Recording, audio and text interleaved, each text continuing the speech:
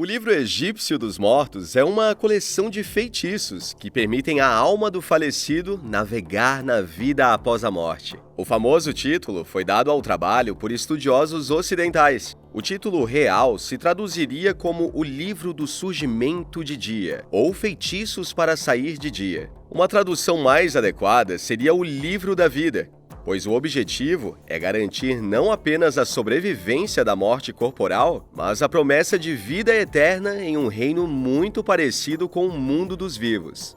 Os feitiços contidos no livro forneciam essa garantia por meio de detalhes precisos do que esperar após a morte e o tipo de conhecimento necessário para chegar ao paraíso. Antes de continuar com o tema desse vídeo, não se esqueça de se inscrever no canal para que você possa receber mais vídeos como esse e ficar por dentro do universo mitológico.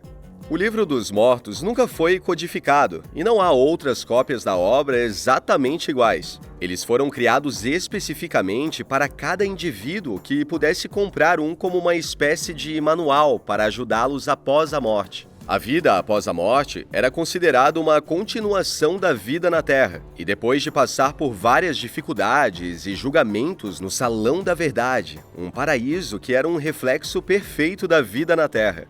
Depois que a alma fosse julgada no Salão da Verdade, ela navegaria por um lago, para que então pudesse descansar nos campos de juncos, onde encontraria tudo o que havia perdido na vida e poderia desfrutar eternamente. Para chegar a esse paraíso, porém, era preciso saber para onde ir, como se dirigir a certos deuses, o que dizer em determinados momentos e como se comportar na Terra dos Mortos. E é por isso que um manual de vida após a morte seria extremamente útil. O Livro dos Mortos se originou de conceitos descritos em pinturas e inscrições tumulares desde a terceira dinastia do Egito. Na 12ª dinastia, esses feitiços, com ilustrações que os acompanham, foram escritos em papiro e colocados em túmulos e sepulturas com os mortos. Seu objetivo era orientar o falecido sobre como superar os perigos da vida após a morte, permitindo-lhes assumir a forma de várias criaturas míticas e dar-lhes as senhas necessárias para a admissão em certos estágios do submundo. Eles também serviam, no entanto, para fornecer à alma o pré-conhecimento do que seria esperado em cada estágio. Ter um livro dos mortos em sua tumba seria o equivalente a um aluno nos dias atuais colocar as mãos em todas as respostas de prova que precisaria em cada série da escola. Em algum momento antes de 1600 a.C., os diferentes feitiços foram divididos em capítulos, e na época do Novo Reino, o livro era extremamente popular.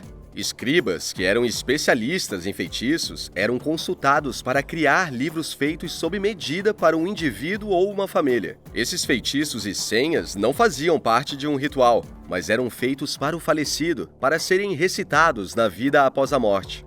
Se alguém estivesse doente e temesse morrer, eles iriam a um escriba e fariam com que escrevessem um livro de feitiços para a viagem no submundo. O escriba precisaria saber que tipo de vida a pessoa tinha vivido para supor o tipo de viagem que poderia esperar após a morte. Então, os feitiços apropriados seriam escritos especificamente para aquele indivíduo.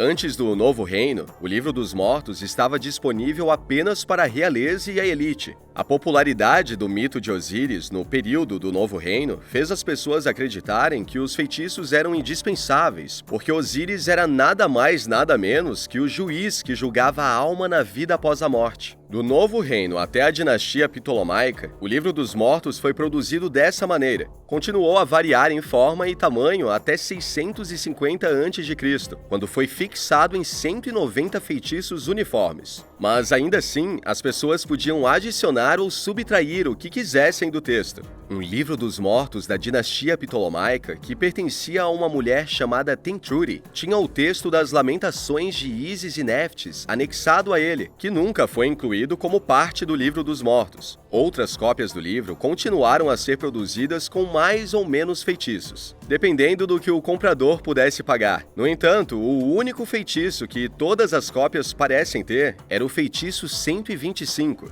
O feitiço 125 é o mais conhecido de todos os textos do Livro dos Mortos. As pessoas que não estão familiarizadas com o livro, mas que têm o menor conhecimento da mitologia egípcia, conhecem o feitiço sem nem perceber. O feitiço 125 descreve o julgamento do coração do falecido pelo deus Osíris, no Salão da Verdade, uma das imagens mais conhecidas do Antigo Egito. Como era vital que a alma passasse no teste da pesagem do coração para ganhar o paraíso, sabendo o que dizer e como agir diante de Osíris, Thoth, Anubis e os 42 juízes, foi considerada a informação mais importante que alguém poderia ter.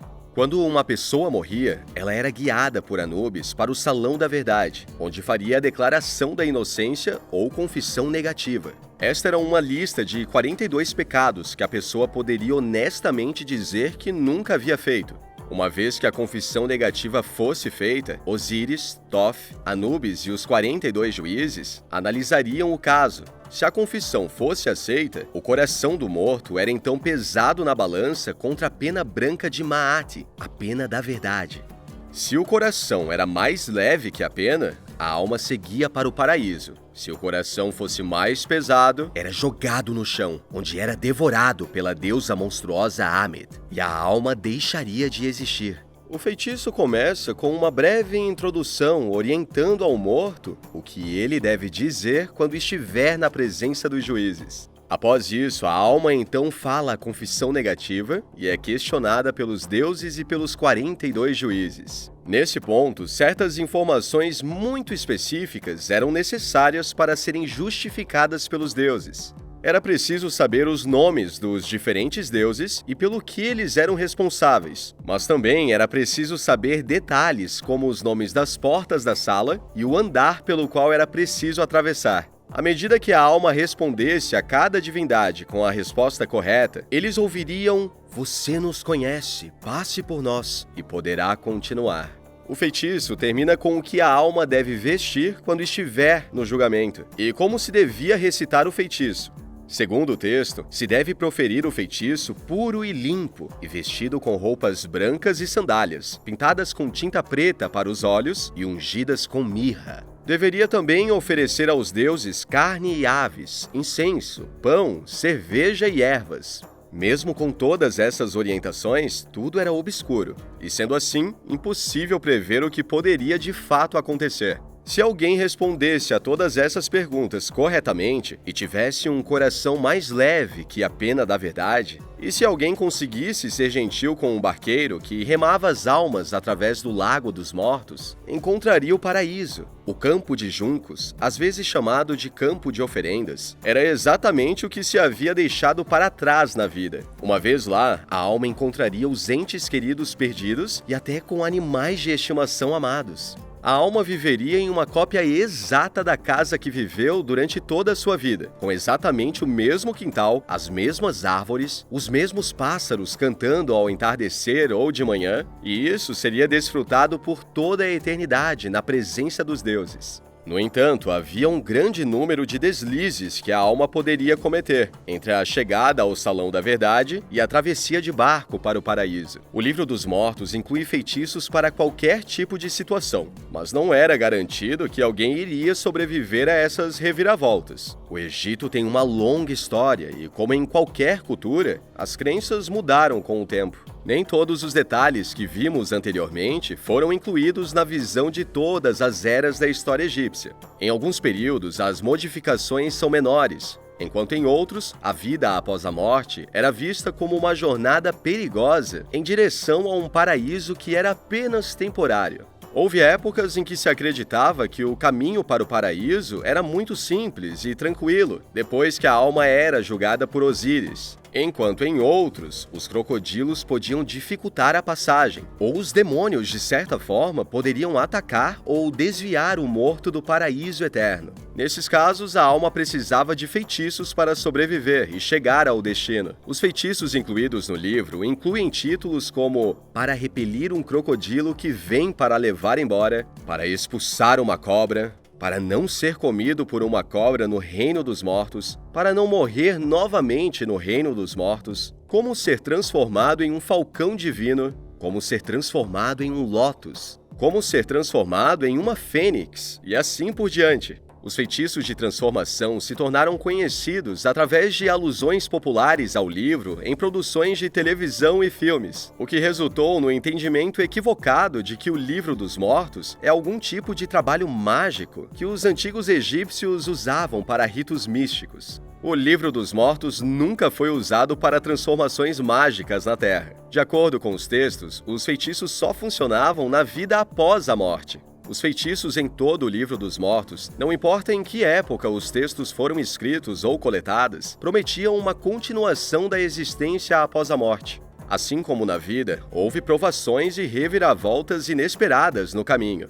áreas e experiências a serem evitadas, amigos e aliados a cultivar, mas, eventualmente, a alma poderia esperar ser recompensada por viver uma vida boa e virtuosa.